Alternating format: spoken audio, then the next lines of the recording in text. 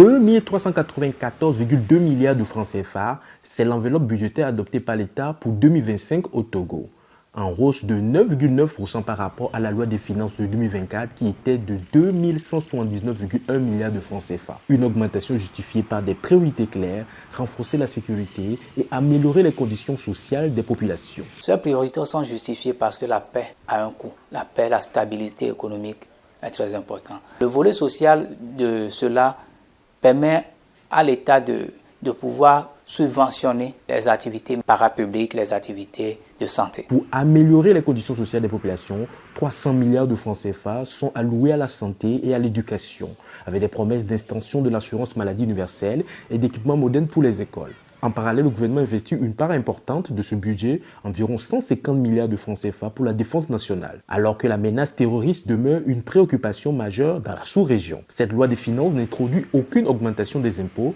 mais prévoit une intensification de la collecte des taxes existantes avec exonération sur certaines taxes pour réduire au maximum l'impact de ce budget sur la population. Des réformes de la loi des finances exonèrent lorsque un contribuable, un citoyen lambda, va vers la banque pour faire un prêt pour sa construction de maison, que ce soit le terrain ou la construction de maison, il est exonéré de la taxe sur activité financière à hauteur de 50 millions.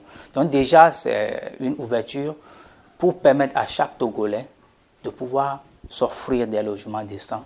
Il y a aussi l'exonération pour réduire le prix sur le gasoil des entreprises, puisque le coût de production est réduit. Les ventes aussi, le prix de vente aussi va réduire, ce qui va permettre aussi à ce que la population puisse acheter à moins de coût. La loi des finances 2025 au Togo met en avant des priorités cruciales comme la sécurité et le social, tout en annonçant des projets d'investissement pour stimuler l'économie. Si le gouvernement parvient à concrétiser ses ambitions, il pourrait stimuler la croissance et améliorer la qualité de vie des Togolais.